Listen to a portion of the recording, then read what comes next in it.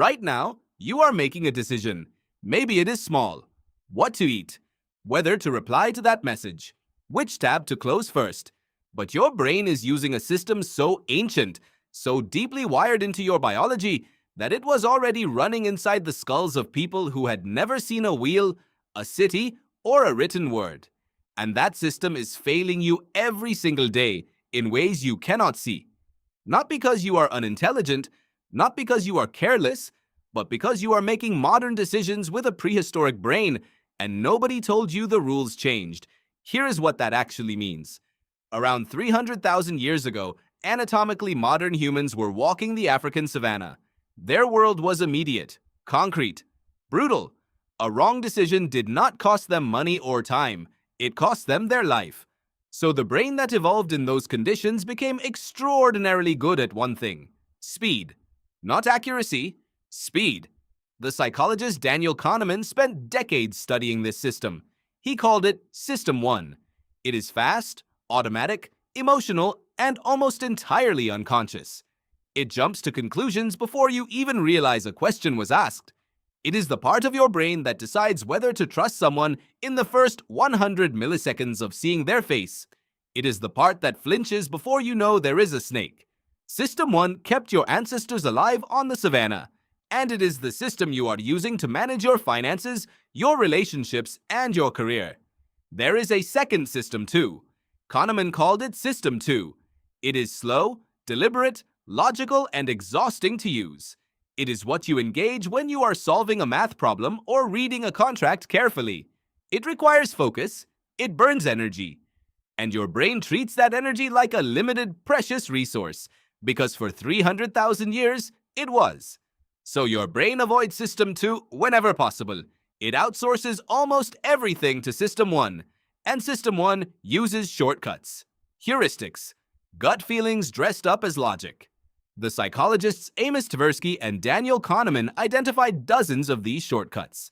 They called them cognitive biases, not character flaws, not stupidity, just the predictable errors of a system optimizing for speed over accuracy. Here is one you use today, guaranteed. It is called the availability heuristic. When your brain needs to judge how likely something is, it does not run a statistical analysis. It asks a simpler question: how easily can I picture this happening? If you can picture it vividly and quickly, your brain concludes it must be common. It must be likely. It must be real. That is why people dramatically overestimate their chances of dying in a plane crash and underestimate their chances of dying in a car. Plane crashes make headlines. Car accidents do not. The plane crash is vivid and available in your memory, so it feels more dangerous, even though statistically it is far, far safer than the drive to the airport. Your ancestors did not need statistics.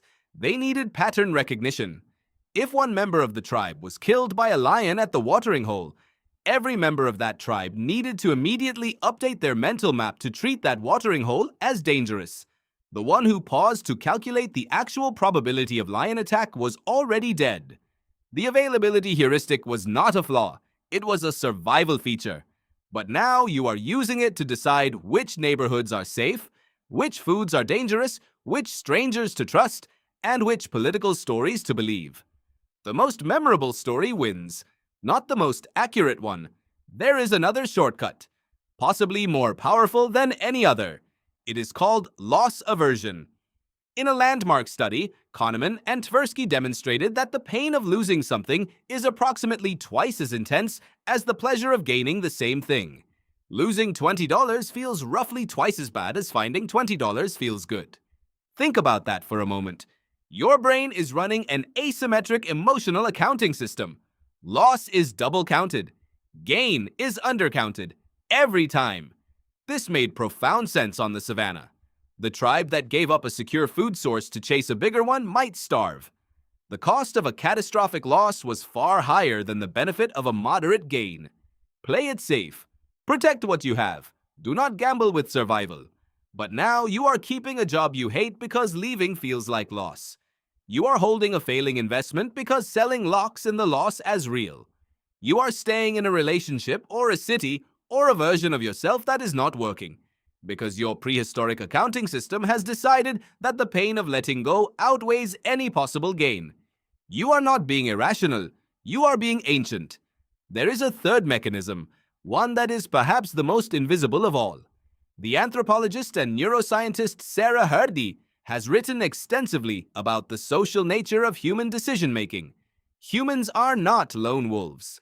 They are ultra-social primates who survived because of their group. And in a group, what other people think of you is not just important.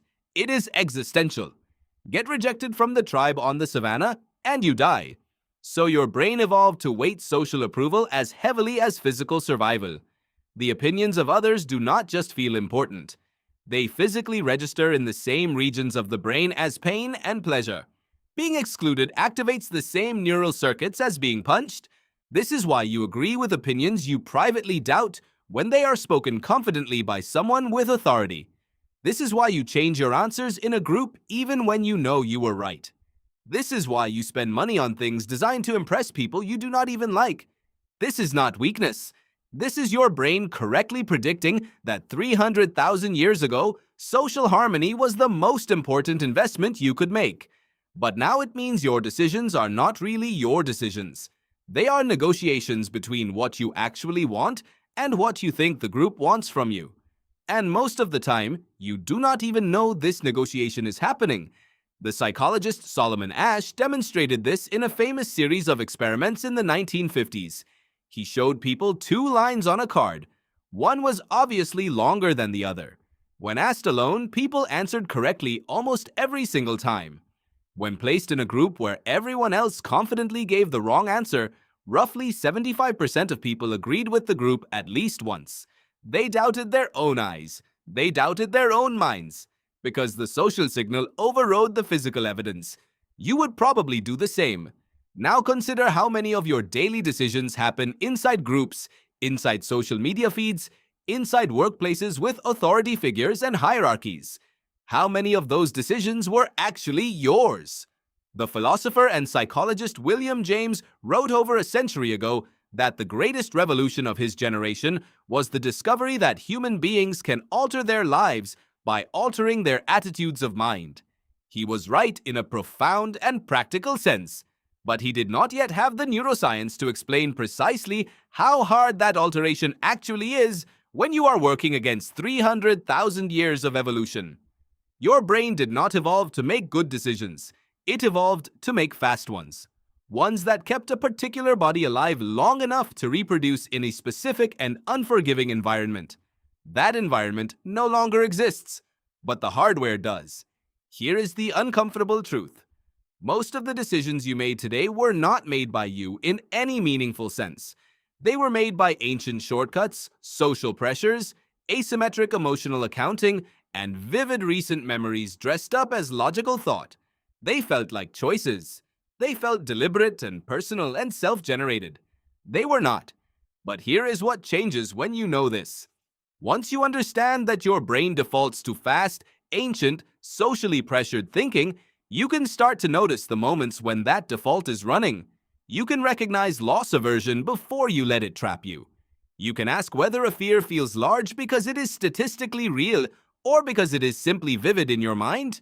You can pause before conforming and ask whether you actually agree or whether you are just afraid of the social cost of disagreeing. You cannot override 300,000 years of evolution, but you can build a small gap between the ancient signal and the modern response. That gap is where actual decisions live. The same brain that made a split-second judgment about that stranger on the street this morning. The same brain that is quietly tracking how many people liked your last post.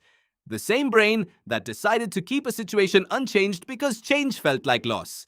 That brain is also capable of watching itself, of catching itself, of asking, just for a second, whether the ancient answer is still the right one.